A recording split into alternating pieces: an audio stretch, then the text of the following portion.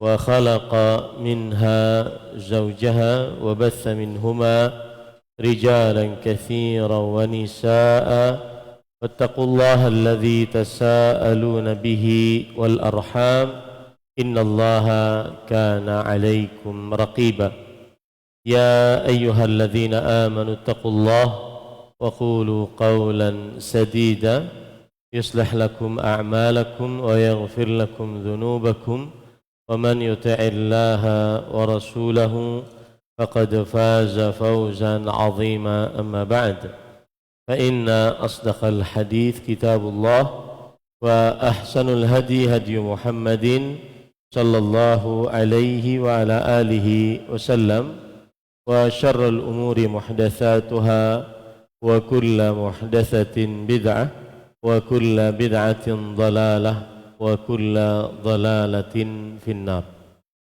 Alhamdulillah, kita bersyukur pada Allah Subhanahu wa taala pada hari ini, hari Selasa malam 18 Zulhijjah 1445 Hijriah, bertepatan dengan 25 Juni 2024. Kita dimudahkan oleh Allah Subhanahu wa taala untuk duduk bersama di Masjid Al-Faruq, Kabupaten Banjar, Kalimantan Selatan, dalam sebuah kajian rutin membaca kitab Al-Khulasah Al-Bahiyah fi Tartibi Ahdathis Sirah An-Nabawiyah, yang ditulis oleh Fadilat Syekh Wahid bin Abdul Salam bin Badi hafizahullahu ta'ala. Salawat dan salam semoga selalu Allah berikan kepada Nabi kita Muhammad sallallahu alaihi wa ala alihi wasallam, pada keluarga beliau, para sahabat, serta orang-orang yang mengikuti beliau sampai hari kiamat kelak.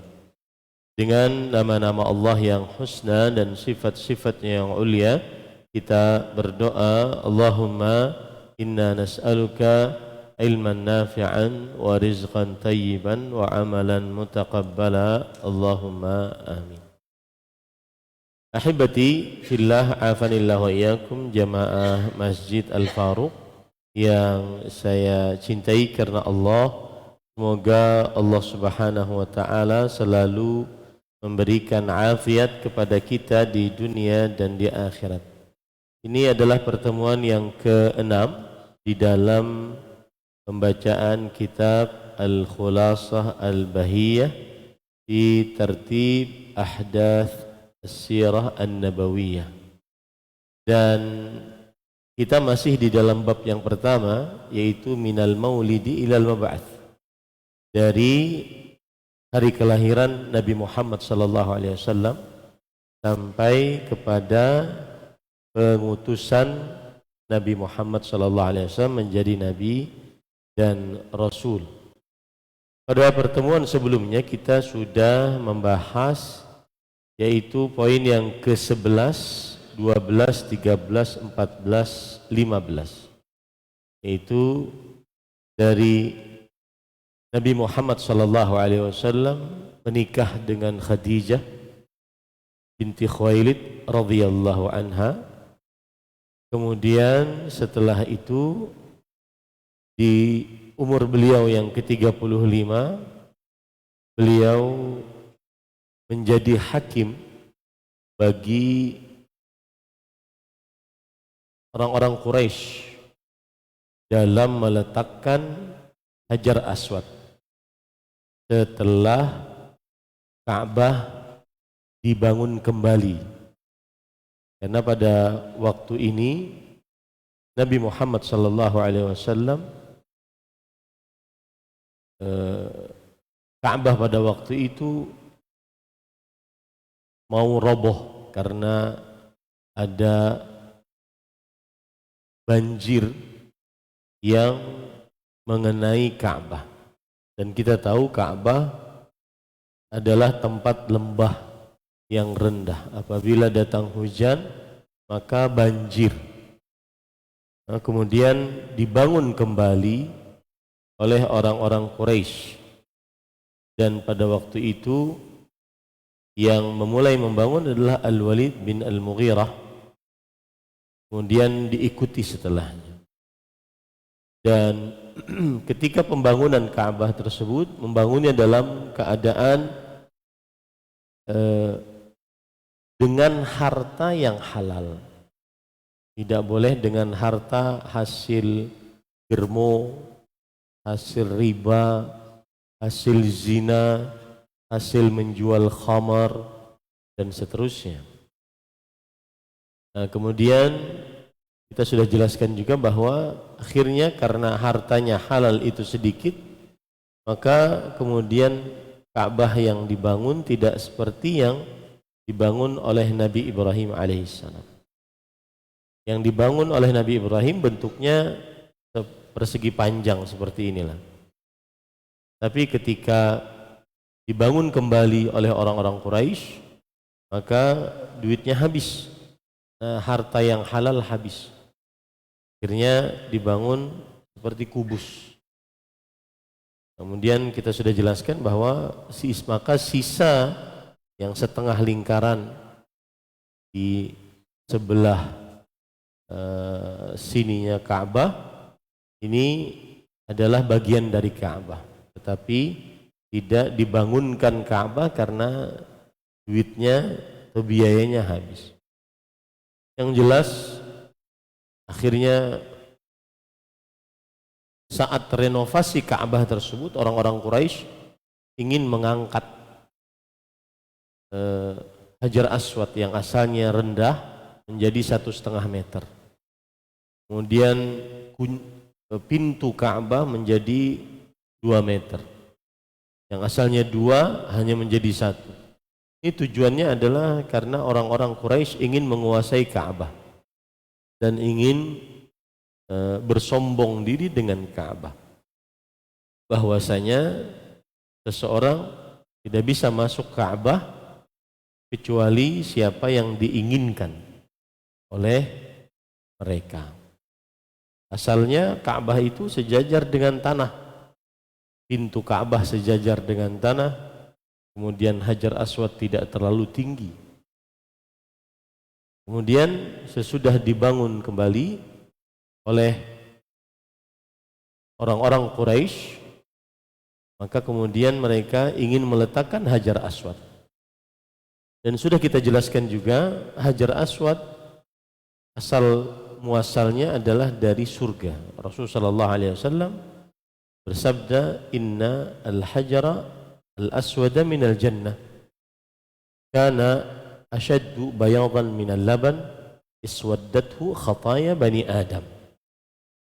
Yang artinya batu Hajar Aswad itu dia berwarna putih dari surga dan lebih putih dari susu.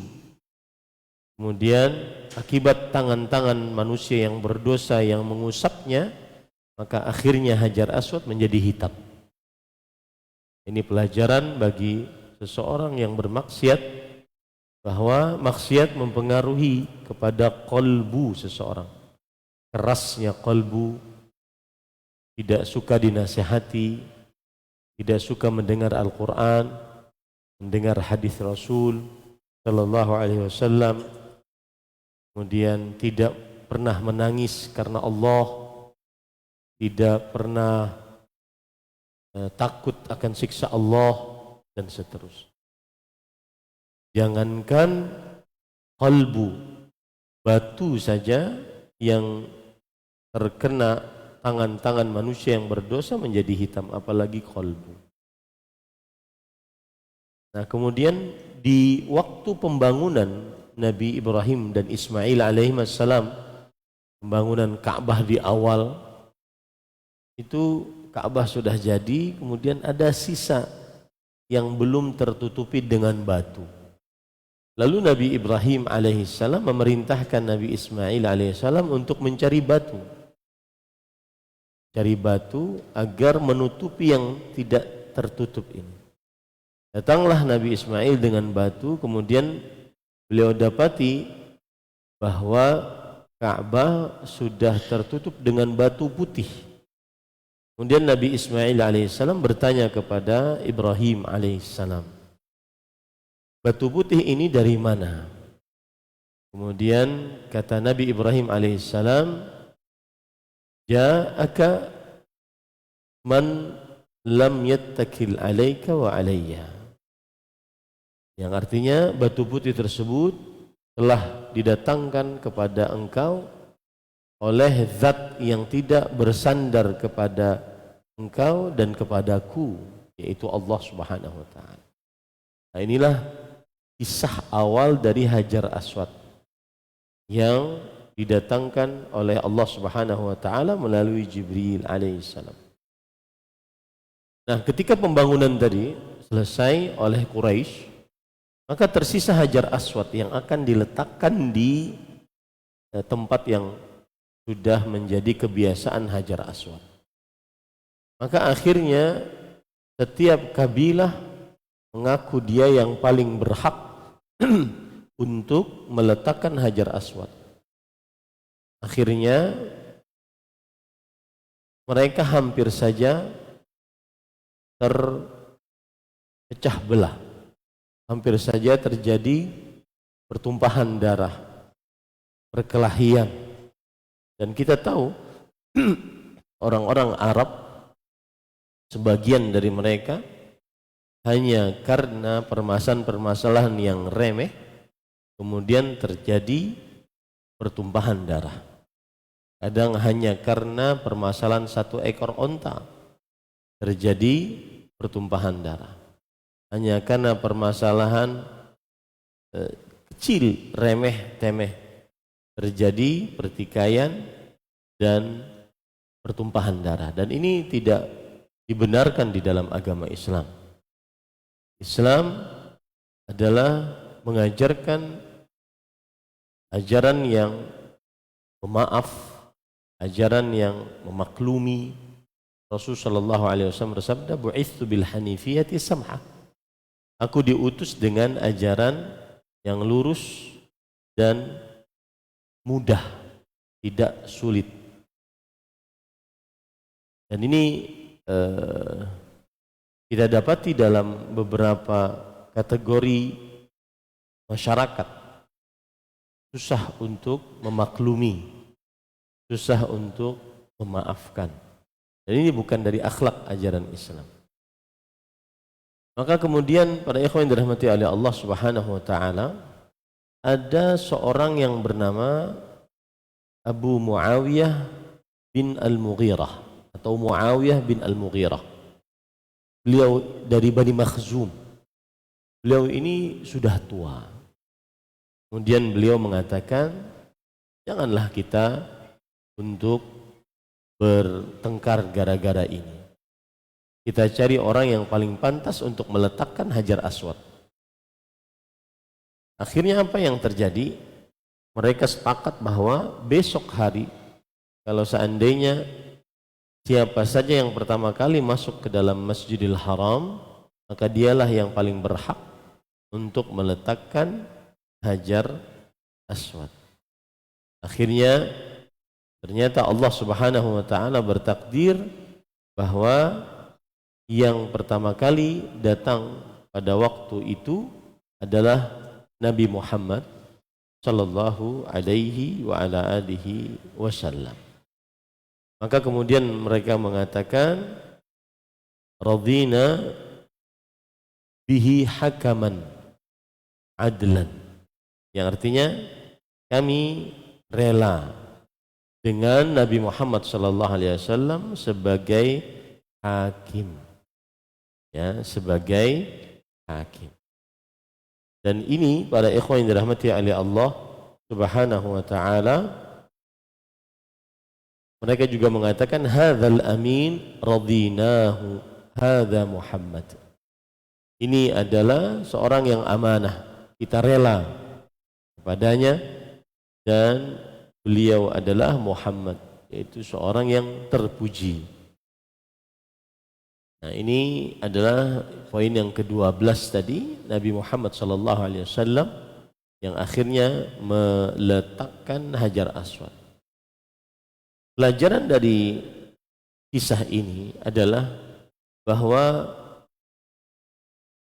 ketika mereka mengatakan la tadkhulu fi bina'i hadzal bait maksaban haraman min kasbi baghi atau madlamah atau riba. Tidak boleh kalian memasukkan di dalam pembangunan Ka'bah ini harta yang haram. Baik itu hasil perzinahan. Hasil perzinahan itu maksudnya mereka jadi germo. Digermo, kemudian wanita-wanita yang berzina tersebut yang mendapatkan upah mereka ambil. Atau hasil kezaliman seperti pencurian, penjamretan, menyamun, itu masih biasa di zaman mereka waktu itu. Atau hasil riba. Nah, ketika mereka mengatakan ini, para ikhwan yang dirahmati oleh Allah Subhanahu wa taala, maka ini semua adalah tercela di dalam agama Islam. Dan kita dalam syariat umat Nabi Muhammad sallallahu alaihi wasallam, syariat Nabi Muhammad sallallahu alaihi wasallam meyakini bahwa innallaha thayyibun la yaqbalu illa thayyiba. Sesungguhnya Allah itu baik dan tidak menerima kecuali yang baik-baik. Para ulama bersepakat bahwa sedekah jika dari harta yang haram maka tidak diterima dari Allah oleh Allah Subhanahu wa taala. Nah, kemudian juga pelajaran yang kita bisa ambil dari hadis ini adalah yaitu ketika mereka mengatakan radina ja'al amin radinahu hadza Muhammad, telah datang orang yang amanah, kami rela dengannya, ini adalah Muhammad sallallahu alaihi wa ala alihi wasallam. Ini pelajaran bagi para pendakwah agar berakhlak yang mulia. Dan akhlak yang mulia ada dua macam. Ada yang memang dia jibillah, diambil dari diciptakan oleh Allah di dalam diri seorang, atau muktasabah, atau dia belajar dari keadaan-keadaan kehidupannya sehingga dia lebih bisa berakhlak yang mulia. Nah, salah satu modal seorang pendakwah, baik itu yang berdakwah di hadapan masyarakat atau berdakwah di tengah keluarga, di hadapan orang tua, anak istri, salah satu modalnya adalah berakhlak yang mulia. Berakhlak yang mulia. Nabi Yusuf alaihi salam ketika berdakwah di penjara, beliau berdakwah kepada dua orang sahabatnya agar memeluk agama Islam, agama tauhid.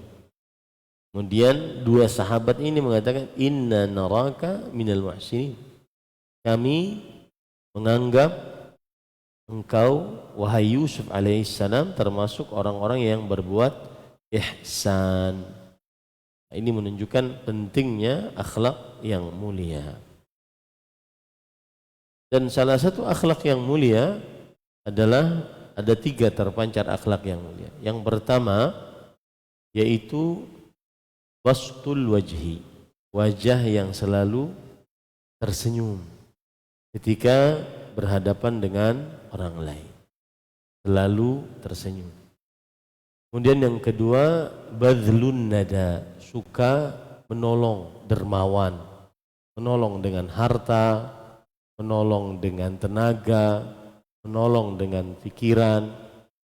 Dan ada perkataan menarik para ikhwah yang berbunyi begini, badi'u al-birri la yukafa, badi'ul birri la yukafa. Artinya apa? Orang yang berbuat kebajikan tanpa ada dia berbuat sebelumnya diberlakukan kepada dirinya kebajikan, maka itu tidak bisa dibalas. Badiul birri la yukafa. Apa artinya?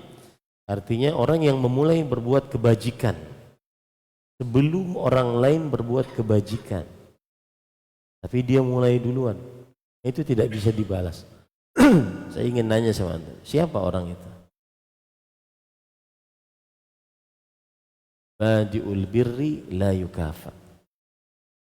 Orang yang berbuat kebajikan, dia berbuat awal kebajikan dan belum pernah dia mendapatkan kebajikan dari orang lain. Hah? Tebak-tebak. Rasulullah? Nah, bukan itu yang kita maksud.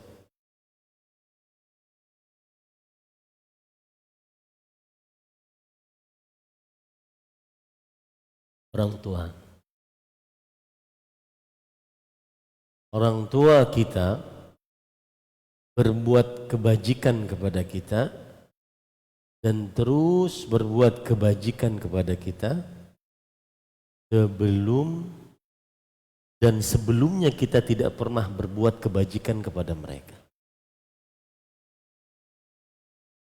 Makanya itu rahasia mengapa Allah Subhanahu wa taala berfirman, "Anishkur li wa liwalidayka ilayyal masir." Artinya, hendaknya engkau bersyukur kepadaku, yaitu Allah, dan kepada kedua orang tuamu. Setelah bersyukur kepada Allah, baru bersyukur kepada kedua orang tua. Kenapa? Karena tadi orang tua itu berbuat kebajikan sebelum mendapatkan apa-apa dari anaknya. Bahkan dia terus berbuat kebajikan.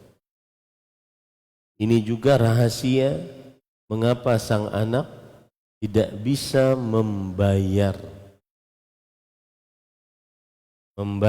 jasa orang tua. Itu satu. Ini disebutkan oleh para ulama, di antaranya Syekhul Islam Taimiyah rahimahullah, tentang bakti orang tua. Kenapa kita sebagai anak tidak bisa bayar jasa orang tua? Karena mereka berbuat kebajikan sebelum, meskipun kita tidak memberikan kebajikan kepada mereka. Makanya tadi pepatah Arab mengatakan, badiul birri la yukafa. Orang yang memulai berbuat kebajikan tidak bisa dibalas. Antum kenalan dengan orang tanpa ada apa-apa, dia berbuat baik kepada antum, itu nggak bisa dibalas. Tahan. Sebab yang kedua, sedikit menyimpang tentang orang tua. Kenapa kita sebagai anak tidak bisa membalas kebajikan orang tua? Karena kita dibesarkan oleh orang tua dan orang tua kita menginginkan kita besar,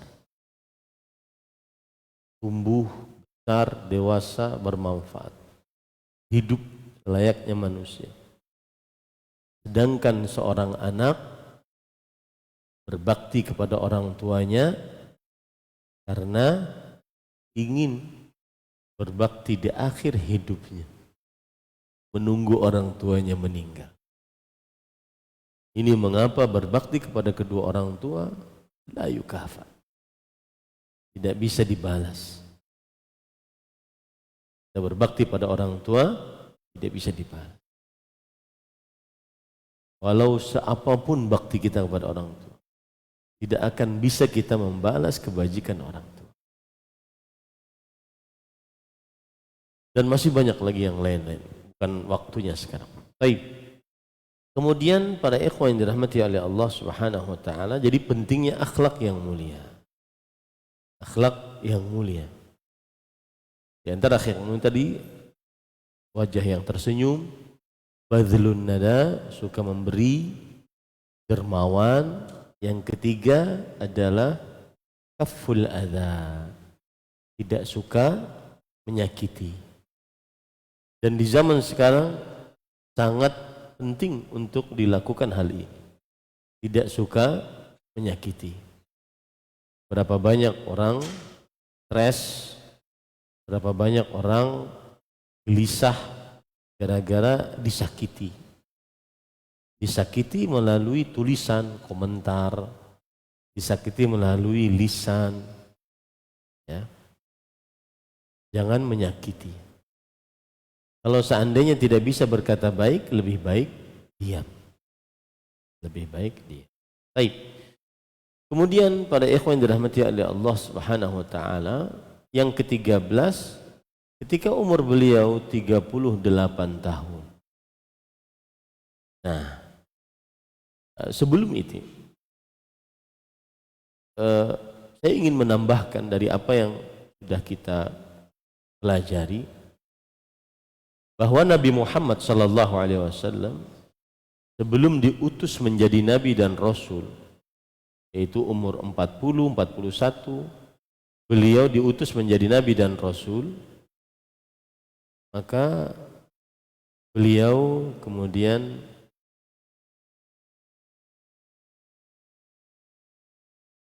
dijaga oleh Allah dari beberapa kemungkaran. Dijaga oleh Allah dari beberapa kemungkaran. Di antara hal-hal yang terjaga dari Nabi Muhammad SAW dari kemungkaran yang ada, yaitu Nabi Muhammad SAW tidak pernah untuk menyembah berhala sama sekali sebelum diangkat menjadi nabi dan rasul. Ini terjadi pada waktu itu beliau bersama Zaid bin Harithah. Beliau bersama Zaid bin Harithah, dan ada berhala yang terbuat dari nuhas. Nuhas itu adalah kuningan. Berhalanya namanya Isaf wa Nailah. Isaf wa Nailah. Kemudian orang-orang musyrik mengelilingi berhala tersebut dan mengusap-ngusap berhala tersebut. Lalu Rasulullah sallallahu alaihi wasallam pun mengelilingi bersama Zaid bin Harithah, dan beliau dan Zaid berkata, tuftu ma'ah, aku berkeliling bersama Rasulullah SAW. Falamma marartu masahtu ay as-sanam, ketika aku melewati maka aku usap. Lalu Rasulullah SAW bersabda kepada Zaid, la tamassuhu, jangan engkau usap. Maka kata Zaid bin Harithah, la amassanna hatta anzara ma yakun. Kata Zaid bin Harithah, aku di dalam diriku aku akan tetap ingin usap sampai aku lihat apa yang terjadi pada diri Rasulullah sallallahu alaihi wasallam. Lalu Rasulullah sallallahu alaihi wasallam bersabda, alam tunha, wahai Zaid bin Harithah, bukankah engkau sudah dilarang, kenapa masih mengusap? Fawalladzi akramahu wa anzala alaihi alkitaba mastalama sanaman hatta akramahu Allahu billadzi akramahu wa unzila alaihi. Demi yang memuliakannya dan demi yang menurunkan Alkitab atasnya, Rasulullah sallallahu alaihi wasallam tidak pernah mengusap berhala sama sekali sampai Allah Subhanahu wa taala muliakan beliau dengan wahyu dan menjadikan beliau seorang nabi. Ini penjagaan Allah Subhanahu wa taala kepada Nabi Muhammad sallallahu alaihi wasallam, bahwa beliau tidak pernah mengusap satu kali pun terhadap satu berhala pun. Beliau tidak pernah mengusap satu kali pun terhadap satu berhala pun. Kemudian Yang kedua, penjagaan Allah Subhanahu wa taala kepada Rasulullah sallallahu alaihi wasallam, yaitu beliau tidak pernah minum khamr sama sekali dan tidak pernah berzina sama sekali dan tidak pernah main judi sama sekali. Ini hal-hal yang buruk, minum khamar, berzina, main judi, tidak pernah dikerjakan oleh Rasulullah sallallahu alaihi wa ala alihi wasallam. Padahal Nabi Muhammad SAW tetap bergaul dengan mereka, bermasyarakat dengan orang-orang Quraisy, mengerjakan kebiasaan-kebiasaan yang mubah yang dilakukan oleh masyarakat pada waktu itu. Tapi beliau tidak melakukan hal-hal yang buruk dan dijaga oleh Allah Subhanahu wa taala. Kemudian para ikhwan yang dirahmati oleh Allah, beliau juga dijaga dari akhlak-akhlak yang buruk. Di antaranya terbuka aurat, membuka aurat, dijaga oleh Allah Subhanahu wa taala. Dalam hadis riwayat Bukhari dari Jabir bin Abdullah radhiyallahu anhuma, beliau bercerita, lamma buniyatil Ka'bah dhahaban nabiyyu wa Abbasu sallallahu alaihi wasallam radhiyallahu anhu yanqulanil hijarah. Ketika Ka'bah dibangun kembali di zaman Rasul sallallahu alaihi wasallam, maka di zaman Nabi Muhammad sallallahu alaihi wasallam sebelum diangkat menjadi nabi dan rasul yang tadi kita jelaskan, maka Nabi Muhammad sallallahu alaihi wasallam dan Abbas bin Abdul Muttalib, paman beliau, ikut untuk membangun Ka'bah tersebut. Faqala Abbasun lin Nabi sallallahu alaihi wasallam.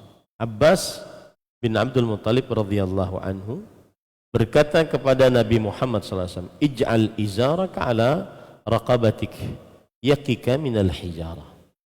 Jadikan izar, sarungmu di atas lehermu, maksudnya diikat. Ya, jadi kan dia di bawah, kemudian angkat, diikat di sini agar ketika mengangkat batu tidak terkena pundak beliau. Lalu fakharra 'ala al-ardi wa tamahat aynahu ila as-sama' thumma afaqa izari fasudda 'alaihi izara. Lalu kemudian beliau angkat. Ketika beliau angkat, pingsan. Kemudian beliau melihat ke langit, kemudian beliau mengatakan, sarungku, sarungku. Lalu setelah itu dikembalikan lagi sarungnya. Artinya tidak pernah terlihat aurat Nabi Muhammad sallallahu alaihi wasallam sebelum Nabi Muhammad SAW diangkat menjadi Nabi dan Rasul. Aurat maksudnya di sini aurat besar, kemaluan beliau tidak pernah terlihat sebelum beliau menjadi Nabi dan Rasul. Kemudian pada ikhwan yang dirahmati oleh Allah, hal yang keempat juga yang Nabi Muhammad SAW dijaga oleh Allah Subhanahu wa taala, yaitu beliau dijaga dari mendengar musik dan konser-konser musik. Jadi di zaman dahulu sudah mulai ada, dari dulu itu sudah ada, yaitu riwayat disebutkan oleh Imam Al-Baihaqi, Imam Ibnu Katsir dalam kitabnya Dalailun Nubuwah, Al-Bidayah wan Nihayah. Ali bin Abi Thalib radhiyallahu anhu bercerita, aku mendengar Rasul sallallahu alaihi wasallam bersabda, "Ma hamamtu bi syai' mimma kana ahlul jahiliyah yahummuna bihi minal ghina illa lailatain." Aku tidak pernah suka dengan apa yang dilakukan oleh orang-orang jahiliyah kecuali 2 malam. 2 malam. Maksudnya waktu itu terjadi pada 2 malam itu. Kiltahuma asamanillahu subhanahu wa ta'ala fihima. Dalam 2 malam itu aku dijaga oleh Allah Subhanahu wa ta'ala. Qallat lailatun qultu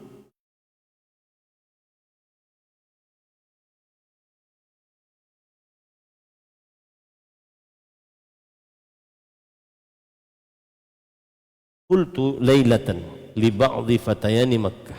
Aku berkata pada suatu malam kepada kawan-kawanku yang masih muda-muda di kota Mekah. Wa nahnu fi ri'ayati ghanami ahlina. Waktu itu kita lagi jaga kambing, menggembala kambing malam-malam. Lalu beliau berkata kepada teman-temannya yang masih muda, faqultu li sahibi absir li ghanami hatta adkhula Makkah fa usammira fiha kama yusammiru fatayan. Wahai kawanku, jaga ini kambing, aku akan masuk Mekah. Karena biasanya gembala kambing di luar Mekah.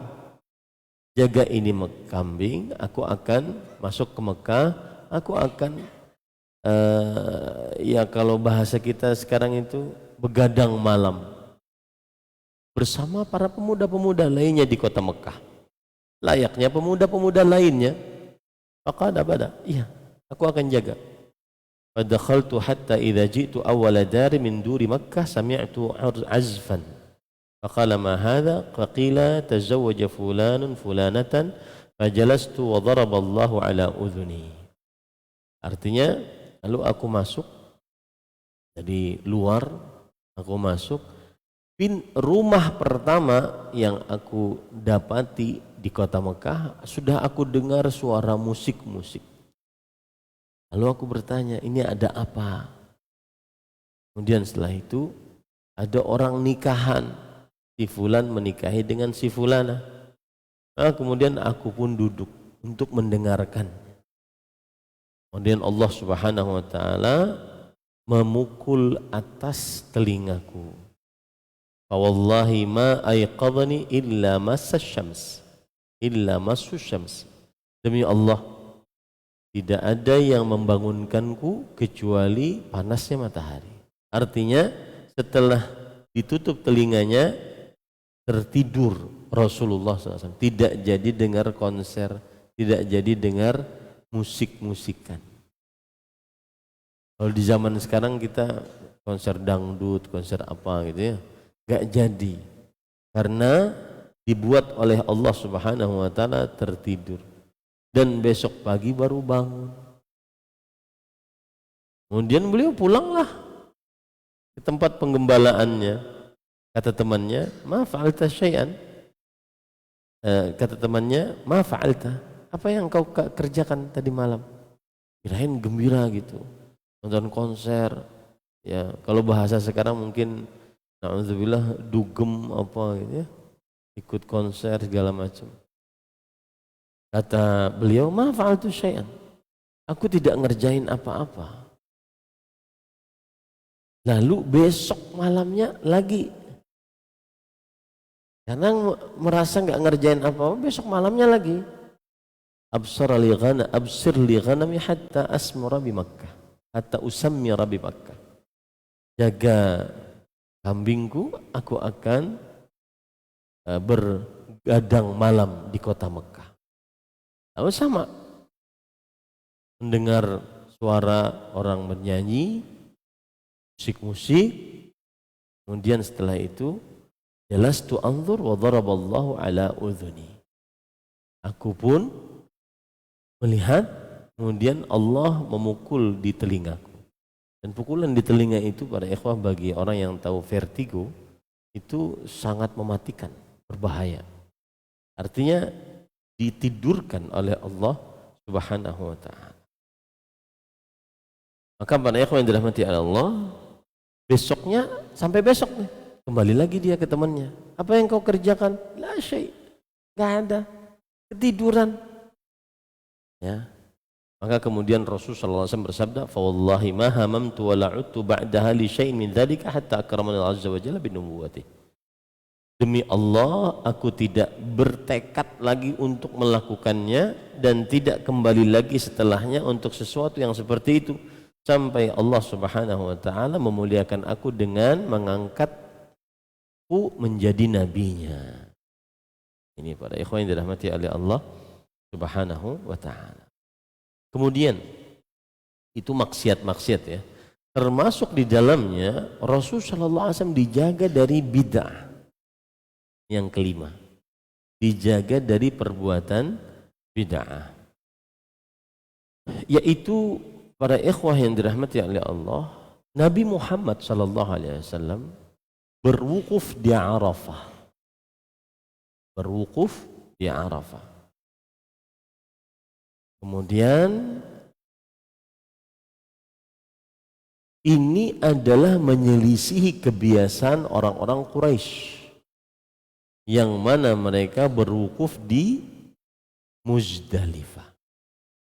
Jadi orang-orang Quraisy itu mereka berwukuf di Muzdalifah. Jadi kalau kita lihat ini Mekah, ini Mina, ini Muzdalifah, ini Arafah. Jadi jauh dia. Nah, orang-orang Quraisy wukufnya cuma di Muzdalifah. Sedangkan yang benar wukufnya adalah di Arafah.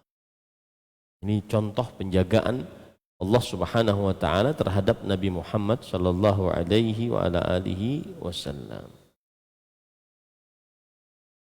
Para ikhwan yang dirahmati oleh Allah, kemudian juga yang keenam, Nabi Muhammad sallallahu alaihi wasallam terjaga atau dijaga oleh Allah Subhanahu wa taala dari akhlak-akhlak yang buruk. Di antara akhlak yang buruk adalah berdusta.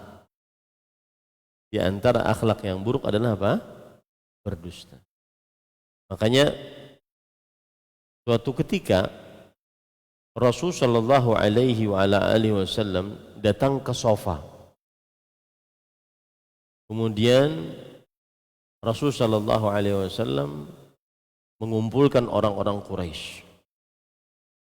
Kemudian beliau berkata, "Ara'aitum in akhbartukum anna khailan takhruju min safhi hadzal jabal akuntum musaddiqi?" Apa pendapat kalian kalau aku beritahukan kepada kalian bahwa ada kuda yang keluar dari kaki gunung Safa ini? Apa pendapat kalian? Apakah kalian percaya kepadaku? Orang-orang Quraisy mengatakan, lihat, ma jarrabna 'alaika kadziban. Kami tidak pernah mengetahui kamu itu berdusta. Ini penjagaan Allah Subhanahu wa taala terhadap Rasulullah sallallahu alaihi wasallam, yaitu bahwa beliau dijaga oleh Allah dari sikap dusta, di akhlak yang buruk, yaitu berdusta. Ma jarrabna 'alaika kadziban bal anta ma'rufun bis-sidqi min sigharik. Bahkan engkau terkenal dengan kejujuran dari mulai kecilmu.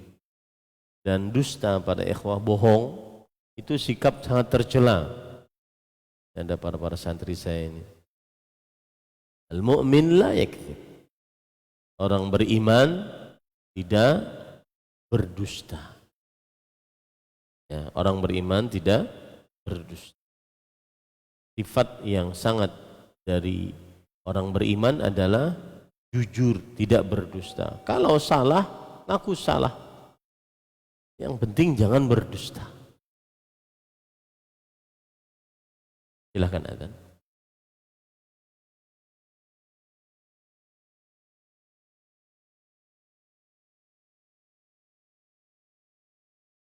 Allahu Akbar, Allahu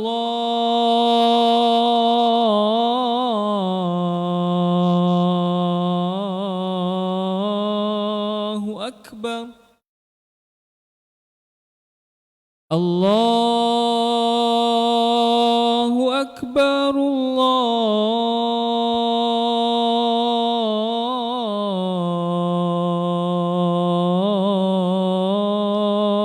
Akbar, Asyhadu an la ilaha illallah.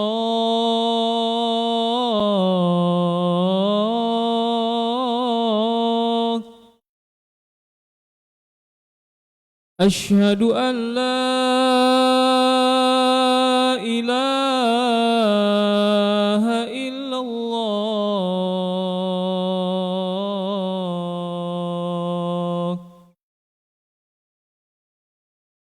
Asyhadu anna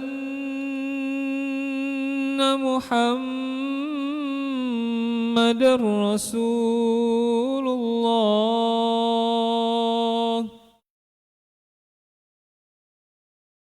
أشهد أن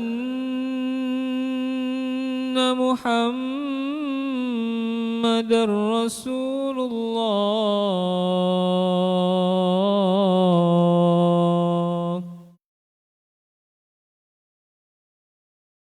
حي على الصلاة.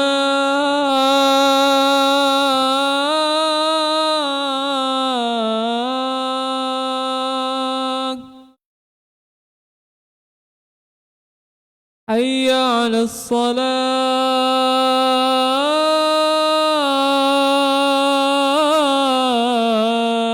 الصلاة. حي على الفلاح.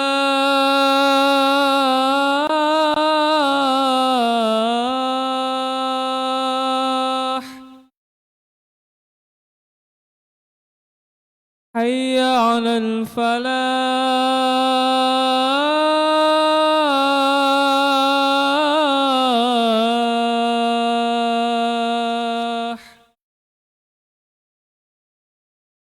الله أكبر الله أكبر. لا إله إلا الله.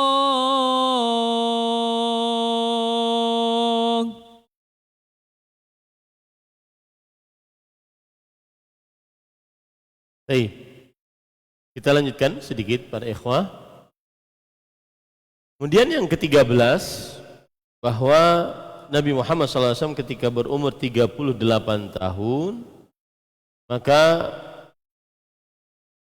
banyak pembicaraan di kota Mekah bahwa akan datang seorang Rasul. Yahudi, jadi ulama-ulama Yahudi membicarakannya, dan ulama-ulama Nasrani juga membicarakannya. Banyak membicarakan bahwa akan terjadi pengutusan seorang Rasul. Bahkan disebutkan ada seorang Yahudi dari Jiran Bani Abdil Ashhal di kota Madinah memberitahukan akan datangnya seorang Rasul. Ia berkata, Nabiyyun mab'uts min nahwi hadhil bilad, wa asyara biyadihi ila Makkah wal Yaman. Ada seorang Nabi yang akan diutus dari daerah ini. Dia menunjuk dengan tangannya kepada kota Mekah dan kota Yaman. Dan ini 2 tahun sebelum diutusnya Nabi Muhammad sallallahu alaihi wa ala alihi wasallam. Nah, kemudian para ikhwan yang dirahmati oleh Allah, di tahun yang ke-39 dari umur Nabi Muhammad sallallahu alaihi wasallam, dicintakan kepada beliau al-khala. Al-khala itu artinya menyendiri. Dan menyendiri di Gua Hira. Ini disebutkan pada bulan Ramadan. Dan ini pendapat yang lebih kuat. Beliau jadi mulai 38 itu sudah suka menyendiri, 39 lebih tambah lagi, dan setiap dari bulan Ramadan beliau seperti itu. Seakan-akan kalau di zaman kita sekarang i'tikaf, tapi sebulan penuh, tapi di Gua Hira. Habis bekal turun, ambil bekal lagi, kembali lagi. Habis bekal turun, ambil bekal lagi, kembali lagi. Sampai nanti kalau sudah habis bulan Ramadan, maka kemudian beliau turun ke menemui istrinya, tawaf di Ka'bah menemui istrinya. Begitu juga tahun umur beliau 39 tahun. Ketika bulan Ramadan, maka beliau beriktikaf di Gua Hira. Disukakan kepada beliau untuk menyendiri. Dan beliau melihat hal-hal yang buruk di tengah orang-orang kota Mekah pada waktu itu, perzinahan, minum khamar, perjudian, riba, kezaliman, dan seterusnya. Maka dicintakan kepada beliau untuk tinggal di Gua Hira. Dan itu terjadi pada bulan Ramadan, dan waktu itu tidak disebutkan bahwa bulan Ramadan beliau diberitahukan oleh Allah tentang keagungan bulan Ramadan, tidak. Cuma diberikan petunjuk begitu saja bulan Ramadan beliau ke sana setiap bulan Ramadan. Sama kasusnya tadi, berdiam di sana, beribadah, kemudian setelah itu habis bekal pulang, nanti ngambil bekal lagi, kembali lagi sampai selesai bulan Ramadan. Baru turun, tawaf, kemudian baru ke istrinya. Nah, para ikhwan yang dirahmati oleh Allah Subhanahu wa taala, di sini ada pembicaraan para ulama, ibadah apa yang dilakukan oleh Rasulullah sallallahu alaihi wasallam saat beliau di Gua Hira. Tentunya Gua Hira itu para ikhwah 2 kali 4 lah. 2 kali 4. Dan mulut goa, kalau kita berhadapan dengan mulut goa, maka kita akan melihat Makkah. Seakan-akan Nabi Muhammad SAW itu kalau sedang beribadah di Gua Hira, maka beliau menghadap ke Ka'bah. Nah, mulut goanya depannya adalah Mekah. Nah, beliau beribadah di situ. Nah, ada pembicaraan para ulama rahimahumullahu taala. Apa yang beliau lakukan dari ibadah tersebut? Maka wallahu alam, para ikhwan yang dirahmati oleh Allah Subhanahu wa taala, bahwa pendapat yang lebih kuat adalah pendapat yang disebutkan oleh Imam Ibnu Utsaimin rahimahullahu taala, bahwasanya beliau beribadah bima fatahallahu alaihi. Beliau beribadah kepada Allah dengan apa yang Allah Subhanahu wa taala berikan petunjuk kepada beliau. Ya, kita tidak ada dalil yang menunjukkan beliau sholat kah, beliau baca Quran kah, beliau baca zikir kah, atau apa, tidak ada riwayat yang kuat. Tapi pendapat yang lebih kuat adalah beliau beribadah bima fatahallahu alaihi, dengan apa yang Allah Subhanahu wa taala berikan petunjuk kepada beliau. Nah, di umur beliau yang ke-40, ada yang mengatakan 41, maka para ikhwan yang dirahmati oleh Allah, ketika beliau sedang beriktikaf tadi di Gua Hira tadi setiap Ramadan, tanggal 21 Ramadan, menurut beberapa ahli sejarah, datanglah Jibril alaihissalam. Datanglah Jibril alaihissalam. Jadi ada yang mengatakan umur 40, ada yang mengatakan umur 41. Datanglah Jibril alaihissalam, kemudian mendekap Rasulullah sallallahu alaihi wasallam sampai benar-benar terasa sesak, baru beliau mengatakan, "Iqra", bacalah. Ya, bacalah. Kemudian Nabi Muhammad SAW mengatakan, "Ma ana biqari", aku bukan orang yang membaca. Maksudnya bukan berarti beliau menolak, tapi beliau ingin mengatakan saya tidak bisa membaca. Itu para ikhwan. Jadi disebutkan dalam poin ke-14 ini, di umur 39 disukakan kepada beliau al-khalwah, yaitu menyendiri. Menyendiri di Gua Hira, yang di Gua Hira itu berada di atas Jabal Nur sekarang. Ya. Dan besarnya tadi 2 kali 4 meter. Dan mulut gua itu menghadap ke Ka'bah. Nah, itu di bulan Ramadan. Selalu beliau lakukan itu di bulan Ramadan. Sampai akhirnya nanti di umur 40 atau 41, maka beliau mendapatkan wahyu pada malam yang ke-21, ya, pada malam yang ke-21. Dan para ikhwan yang dirahmati oleh Allah, kita harus pahami betul bahwa secara sejarah yang pasti Nabi Muhammad SAW mendapatkan wahyu hari Senin. Itu tidak ada keraguan di dalamnya dan tidak ada khilaf di antara para ulama. Hari Senin, yaitu ketika beliau ditanya tentang puasa hari Senin, beliau mengatakan, "Dzaka yaumun wulidtu fihi wa yaumun unzila alayya fihi." Itu adalah hari aku dilahirkan di dalamnya dan hari diturunkan kepadaku wahyu. Jadi tidak ada keraguan, tidak ada khilaf di antara para ulama bahwa beliau diberikan wahyu oleh Allah pada hari Senin melalui Jibril alaihissalam.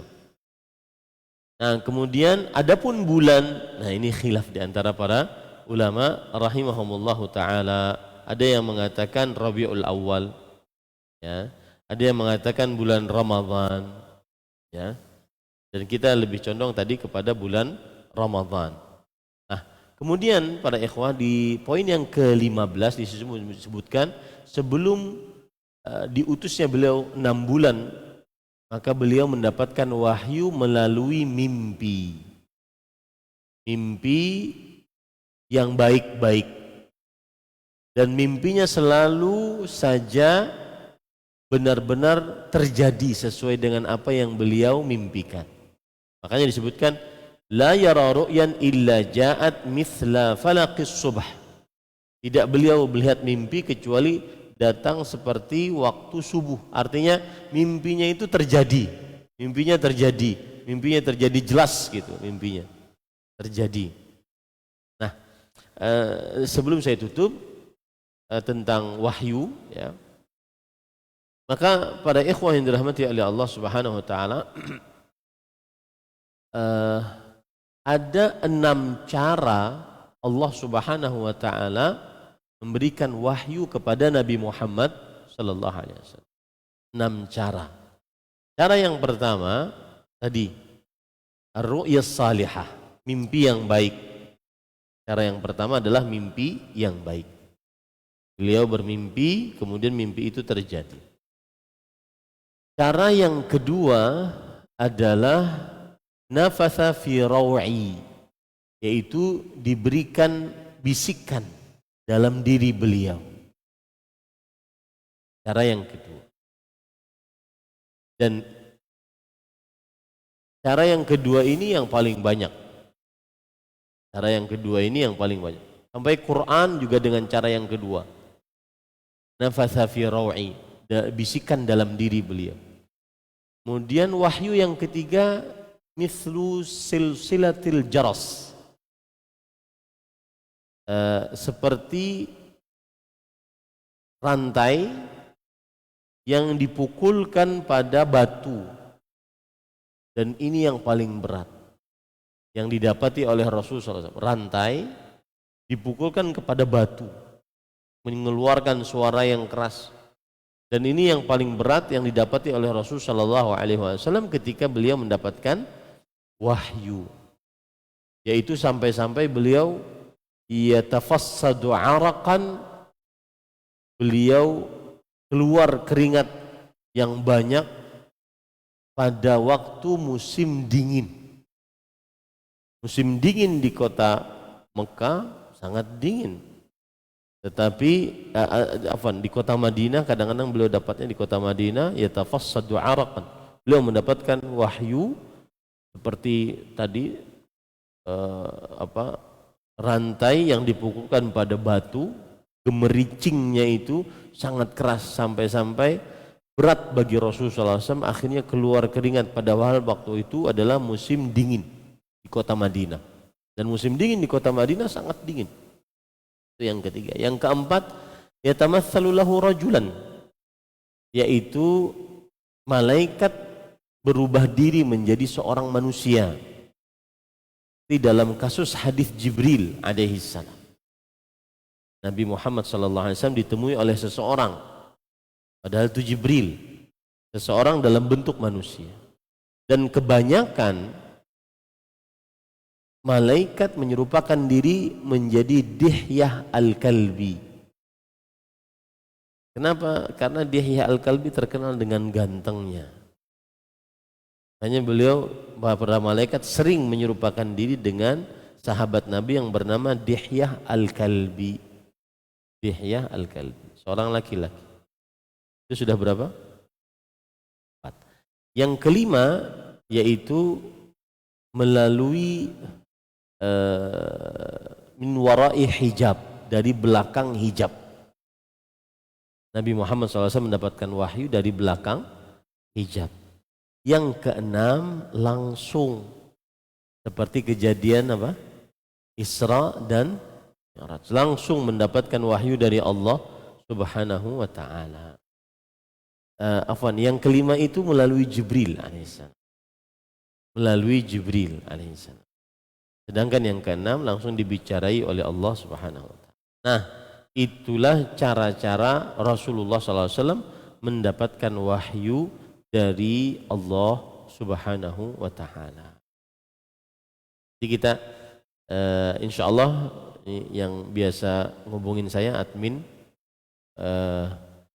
dari Masjid Al-Faruq, kita dengan pertemuan ini selesai pasal minal maulid ilal mab'ats, dari hari kelahiran kepada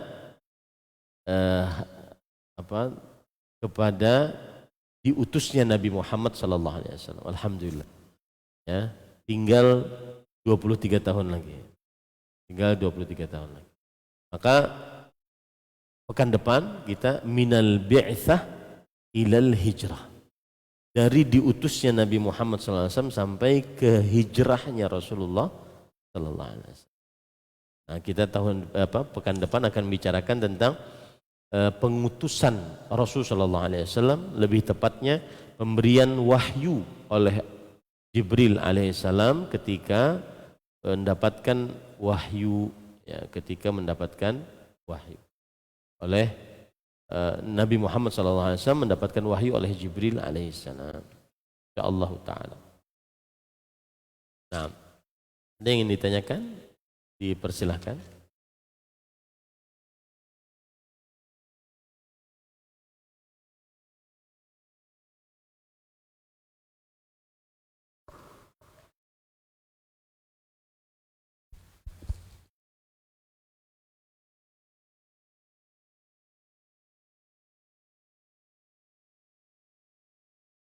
Assalamualaikum warahmatullahi wabarakatuh. Saya bekerja di sebuah perusahaan di mana banyak teman-teman suka mengakhirkan sholat. Saya merasa bingung menyikapi hal ini. Saya sudah mencoba mengajak mereka untuk sholat tepat waktu. Namun setiap kali saya mengajak, mereka meminta saya menjadi imam. Padahal saya merasa ilmu saya masih kurang untuk menjadi imam. Jika saya sholat tepat waktu, saya sering sekali melakukannya sendirian. Namun jika sholat berjamaah dengan teman-teman, sering sekali sholat diakhirkan. Bagaimana sebaiknya saya menyikapi situasi ini, Ustaz? Terima kasih atas bantuannya. Jawabannya adalah Waalaikumsalam warahmatullahi wabarakatuh. Bismillah, walhamdulillah, wassalatu wassalamu ala rasulillah wa ala alihi wa ashabihi wa man wala, amma ba'd. Jawabannya, sholatlah pada tepat waktu, karena Rasul sallallahu alaihi wasallam bersabda ketika ditanya tentang amalan yang paling dicintai oleh Allah Subhanahu wa taala, beliau menjawab as-salatu limiqatiha, salat pada waktunya. Dan di dalam lafaz yang lain, as-salatu fi awwali waqtiha, salatlah pada awal waktunya, dan tidak mengakhirkan salat kecuali karena uzur, Nah, oleh karena itu, jika keadaannya seperti yang ditanyakan, maka si fulan tinggal belajar bagaimana tata cara menjadi imam sholat. Ketika dia sudah belajar, maka sholatlah tepat waktu. Maka dia menjadi kunci kebaikan untuk kawan-kawan yang lain. Artinya di sini tidak ada halangan untuk mengerjakan sholat tepat waktu. Halangannya hanya karena kemalasan atau karena peremehan dari sebagian orang yang ada di kantor tersebut. Maka pada saat itu kerjakanlah sholat tepat waktu dengan cara sebelumnya belajar tata cara sholat sehingga bisa mengimami. Wallahu a'lam. Nah, ada pertanyaan? Ada? Ada mic? Ada yang ditanyakan? Baik. Ini yang bisa disampaikan. Sallallahu Nabi Muhammad walhamdulillahirabbil alamin. Wassalamualaikum warahmatullahi wabarakatuh.